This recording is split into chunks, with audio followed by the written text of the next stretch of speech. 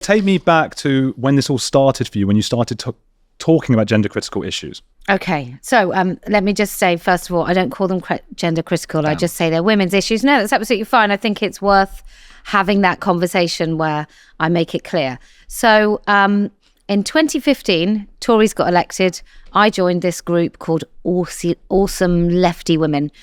On Facebook, it started with like 400 members when I joined. It went up to 20,000. These were all women that could not possibly believe that the country had elected an outright Tory government.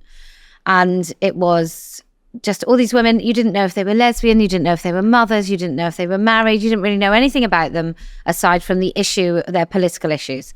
And then AGPs started coming in. So men who looked like 50, 60-year-old men in bad makeup, bad wigs. And what they did is they brought sort of loads of photographs of themselves. So sort of soft focus secretary 1980 shoots kind of thing. Mm-hmm.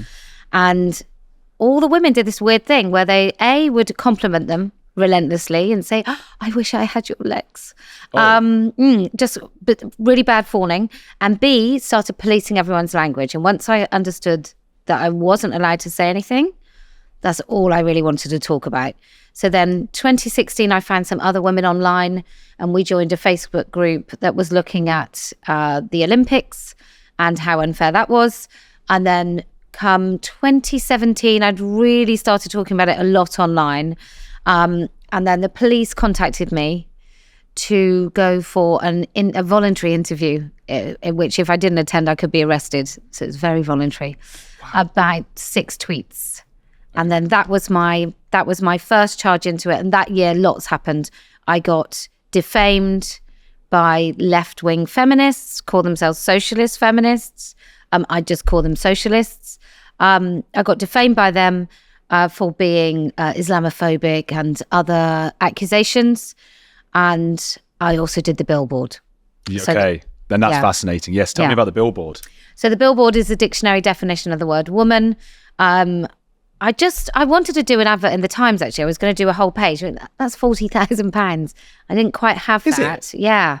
Christ. Yes. Or it might have been a double page spread was 40 grand, but I didn't have that money. But then I found out that a billboard is only £700, just a paper, unlit billboard. And it didn't need to be a lot of money. It just needed to anger the TRAs. Mm-hmm. So that... Which are TRAs? Trans rights activists.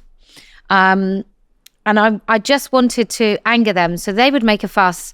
Everybody would say, why are they making a fuss about the dictionary definition of woman? And then we would all go home and have tea and the whole thing would be over and it would be, what a great idea that was. But instead of that, they took it down. The company Prime Site, which is one of the largest outdoor billboard companies in the world, took it down, saying they should have had a bit of a red alert when it came to the copy. There should have been a red flag when it came to the copy that it wasn't a good thing to put up on a billboard. Did they specify some sort of regulation that you'd broken? No. And it didn't go against regulation because I did then ask the Advertising Standards Committee because I also got declined by another outdoor company, another, say, 2 or 3 outdoor companies. I was going to have something outside of Waitrose on Kensington High Street. I think they might have gone up for 30 seconds, if at all. But that, again, was a dictionary definition of the word woman. TfL refused, and a bus company, Edinburgh Bus Company, also refused the dictionary definition of the word woman. Would you be able to steel man, as in make the best possible argument for their position in not wanting that up? Yeah, because they say that the dictionary definition of the word woman is exclusionary and is probably causes the mass genocide of men in dresses. I don't know. I suppose they could say it's they would say dog whistle. You're saying the definition of woman, but there's a dog whistle. I mean, I agree with you. I think if you unpack that, the dog whistle is saying yes, but that's because this is the definition of woman. And I don't believe you're a woman if you're not that. It is a dog whistle. I guess it wasn't at the time. I don't even know if I knew what dog whistling was at that time. I'm always a bit late. I still don't know what sea lining is either. But when it came to that, that was the idea that it generated a conversation, and it certainly did generate a conversation. I mean, it wasn't Women's Hour didn't talk about it. None of the comedy shows. I mean, I think it's quite a funny thing. The whole thing is hysterical. If you're like a comedian, I would have thought that was great material, that you can't even have the dictionary definition of the word woman on a billboard. But we did it in Liverpool when the Labour Party conference was on, also because I was a really disgruntled ex-Labour member. Yeah. So I wanted to provoke them as well. Okay. You mentioned AGP before. What does that mean? Autogynephilia. Autogynephile is the person. Okay. Do you believe that most or all trans people, when whatever, are attracted to it as a fetish? I think it's an overwhelming majority, so much so that I think it's an exception if somebody is not an autogynephile. And I include sort of even quite young men, not boys, but men. I think it's a driver. I think women often forgive it because we don't really understand the nature of men's sexuality and what a powerful thing it is. Mm-hmm. And I'm a heterosexual woman. I'm really happy about men's sexuality. Thanks very much.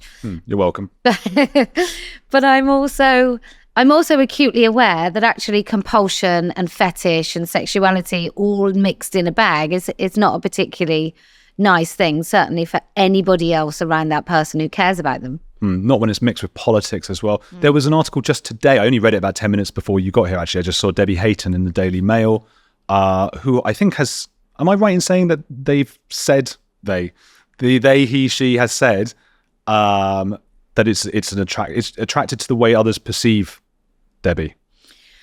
Yeah, I think so. He does talk about being an autogynephile. He also does this thing about saying he's a man, which I think is part of the fetish as well. This sort of humiliation and shame can sometimes be part of the sort of the fetish. It's part of the arousal to sort of think that you're a terrible person and you're persecuted. So, but yes, it's either being attracted to yourself as having a vagina or appearing as a woman, or wanting other people to collude in that delusion and fantasy, which means going out in the street, having fake breasts and calling yourself by a female name, because that then is part of the fantasy in which somebody then says, oh, I'm a man, but I am an AGP and I want other people to find me attractive as a woman, but I'm really not dangerous and I should use women's spaces. What makes you think that the majority have autogynephilia? It's a really similar pattern and story to most women you talk about who have these men as their husbands. So it's a bit like coercive control. So it starts with a little thing like, I just want to wear eyeliner around the house. Oh, I just wear nail varnish around the house. That's okay, isn't it? And even though the wives are often uncomfortable, it starts as one thing and the next minute they're forcing their wives to go out in public with them wearing full women's clothing. They take numerous photographs of themselves in sort of bad underwear, So I just think I've read far too much at this stage to give many men the benefit of the doubt when it comes to their motivation. I mean, those things could just be, it might just be a mental illness that isn't an auto-arousal thing. I don't see how that would manifest in then dressing as a woman. Well, if you believed you were a woman, and I'm very much on board with you that you can't be a woman if you're a man. It's absurd. The idea is absurd. But if you believe you are a woman because you have a mental illness, gender dysphoria, whatever it might be, you'd be quite excited to take on that new persona and feel like you're you and to take photos of yourself. Yeah, but not necessarily in women's underwear and not with an erection. Maybe mental illness isn't about erections after all. You can't have that if you're going to be, and that would then you'd lose the arousal because you'd notice your own. Oh no! Well, this is the thing, isn't it? That they don't lose their arousal, and I think if you know anything about fetish, which I'm ashamed to say that I do know more than I'd like to about fetish. Like, for example, did you know there's a man that has a fetish about a slurry pit, and he was so angry when the farmer covered the slurry pit that he burnt down the barn and killed cattle. Wow. So it's a really powerful thing. And I think if you don't have a fetish, then it probably doesn't, it just doesn't seem too, I don't know, rational, reasonable, which I guess it isn't, but it's quite an unbelievable thing. If you think about paedophilia as a fetish, which it also is, men literally joined the priesthood for their entire lives just so they could rape children. So I think, and I'm not saying that AGP is, on a par with paedophilia. I'm saying that they're both fetishes. And so the compulsion and the lengths you will go to in order to satisfy your fetish is enormous. And for those of us that don't have fetishes, it's probably quite difficult to imagine.